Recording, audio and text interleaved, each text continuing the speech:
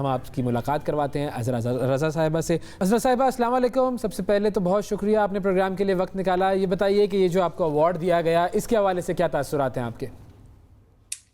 New York سے تمام خواتین و حضرات کو آداب عرض اور صبح بخیر۔ ہم ٹی وی نے ہمیں اتنے بڑے اعزاز سے نواز کر اس بات کا شدید احساس دلا دیا ہے کہ کینسر کی تحقیق میں ہمیں اور زیادہ محنت سے کام کرنا ہے اور عورتوں کے حقوق کے بارے میں بھی اپنی ذمہ داری کا احساس دلوا دیا۔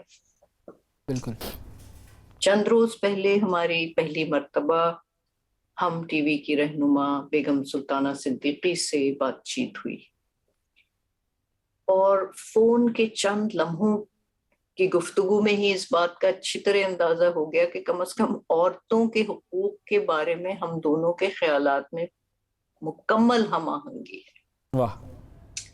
اور وہ یہ کہ جب تک ہمارے مرد حضرات کو اس بات کا احساس نہیں ہو جاتا کہ عورتوں کے حقوق انسانیت کے حقوق ہیں اور جب تک وہ ان حقوق کے تحفظ کے لیے ہم لوگوں کے ساتھ شانہ بشانہ محنت نہیں کرتے، اس وقت تک دنیا کی آدھی مخلوق تاریکی میں رہے گی اور انسانیت کو ان کی اتنی بڑی بڑی ایجادات چاہے وہ سائنس میں ہوں یا آرٹس میں ان سے محروم رکھے گی۔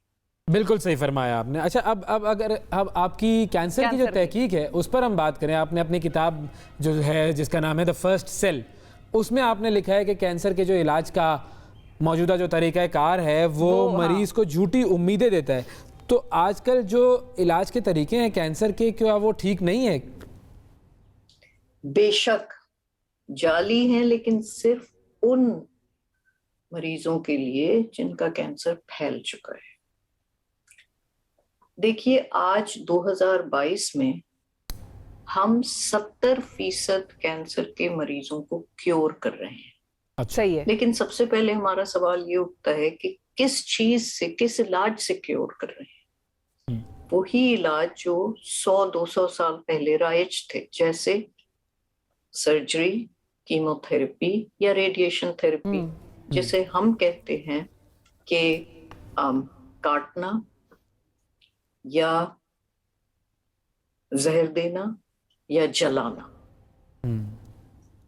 اتنا ایسا علاج جو مرض سے بھی زیادہ جان لیوا ثابت ہو سکتا ہے، آخر کیوں ابھی تک رائج ہے؟ کینسر کی تحقیق پر $1 ٹریلین صرف امریکہ میں خرچ ہو چکا ہے، لیکن اس سے مریضوں کو کیا فائدہ ہوا؟ جن کا مرض پھیل چکا ہے ان کو تو بالکل ہی فائدہ نہیں ہوا۔ صحیح ہے، ہاں صرف چوہوں کو فائدہ ہوا ہے جن کے مرض کو خوب کیور کیا جا رہا ہے۔ اور اگر آپ کبھی نیو یارک کے سب وے اسٹیشن پہ چلیں تو آپ دیکھیں گے کہ چوہے نہایت اطمینان سے وہاں چہل قدمی کر رہے ہیں۔ چلیں ہم مان لیں کہ چاہے کتنا بھی برا علاج ہے، چاہے وہ سلیش پوائزن اور برن ہی ہے، لیکن کم از کم اس سے 70% مریضوں کو تو پوری طرح آرام مل رہا ہے اور کیور ہو رہے ہیں وہ۔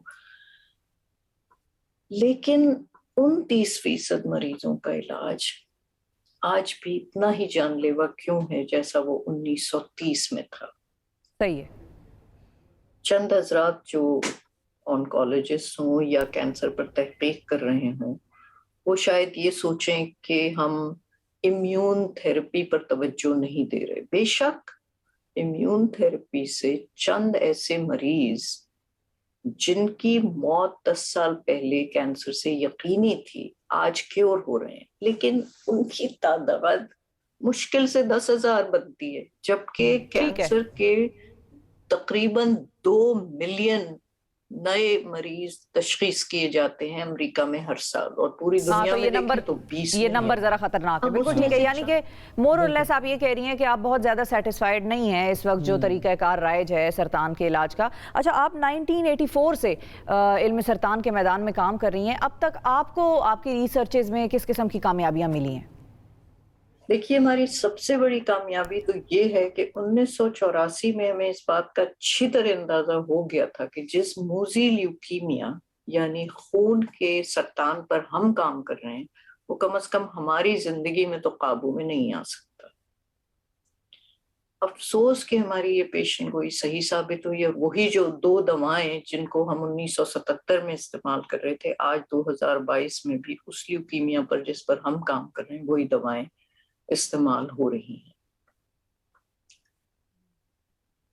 اب ہمیں 1984 میں یہ بات اچھی طرح سمجھ میں آ گئی تھی کہ کچھ اور ہی ترکیب نکالنی پڑے گی لیوکیمیا کو کیور کرنے کے لیے. بالکل.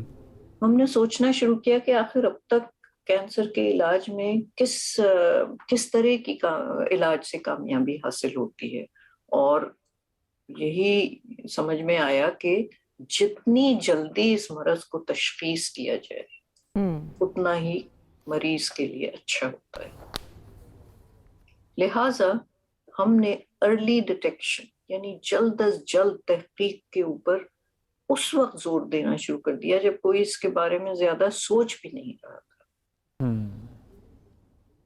اور ہم نے یہ سوچا کہ بجائے لیوکیمیا کے مریض پر تحقیق کرنے کے یا ان کا علاج کرنے کے، کیوں نہ ہم ان لوگوں پر تحقیق کرنی شروع کریں جن کو ابھی لیوکیمیا نہیں ہوا ہے مگر ان کی رسک لیوکیمیا کے لیے بڑھی ہوئی ہے. اچھا. وہ کون لوگ ہیں؟ وہ مریض کہلاتے ہیں پری لیوکیمیا یعنی لیوکیمیا سے پہلے ایک سٹیپ، جس کو ہم لوگ MDS یا مائلوڈسپلاسٹک سنڈروم کہتے ہیں.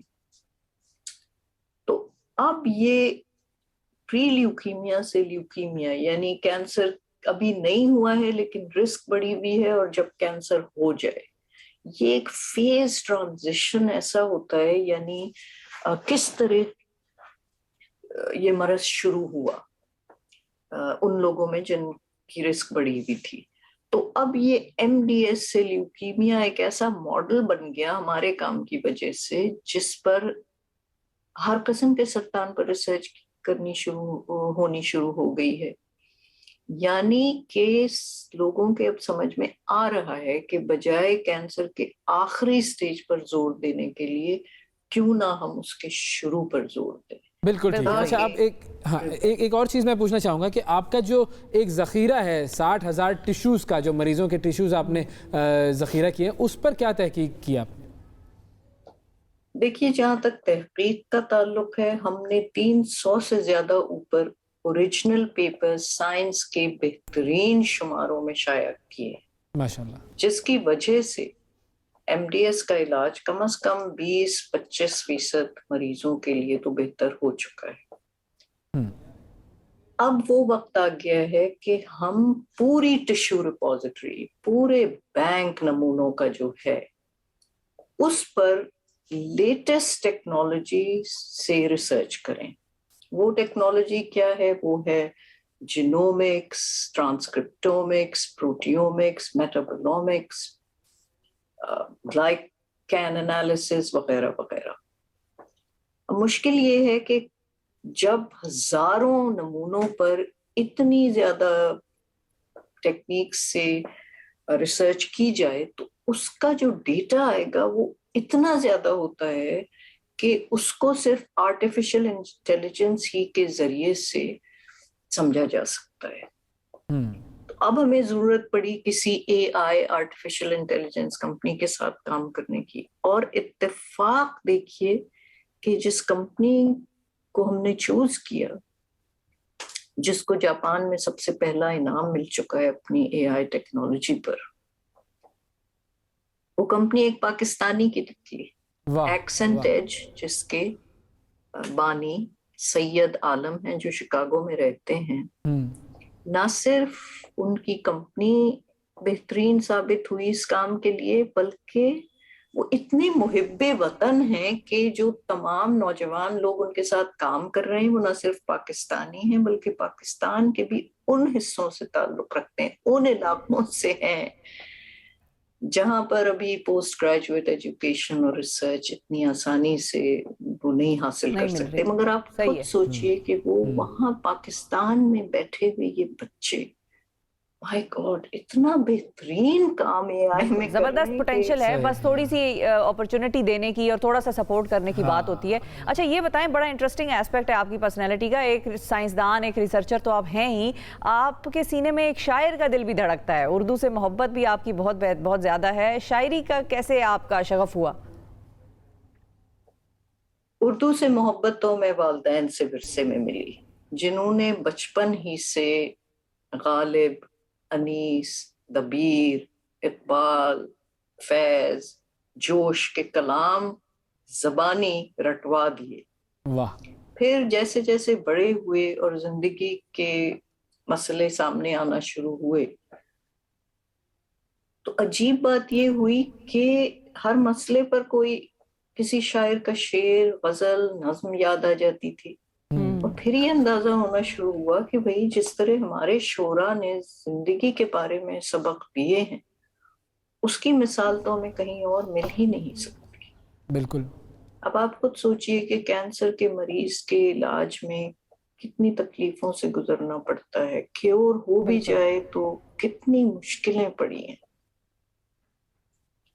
इब्ने मरियम हुआ करे कोई, मेरे दुख की दवा करे कोई, कौन है जो नहीं है हाजतमंद, किसकी हाजत रवा करे कोई। वाह वाह। फिर गालिब क्या सबक देते हैं सेल्फ रिलायंस का, कि क्या किया खिज़र ने सिकंदर से, अब किसे रहनुमा करे कोई। वाह वाह वाह वाह, क्या बात है। अच्छा आपको अगर ये मैं पूछूं कि कौन सा शायर या कौन सा मुसन्निफ ऐसा है जो आपको सबसे ज्यादा पसंद है, तो क्या कहेंगे? यक न शुद दो शुद, गालिब और अनीस। अच्छा, ये सच है, तर्ज खास कोई जानता नहीं, और जो जानता है गैर को वो मानता नहीं। हाँ हाँ हाँ, क्या बात है। बहुत शुक्रिया अदा करेंगे, डॉक्टर अज़रा रज़ा साहिबा हमारे साथ मौजूद थी।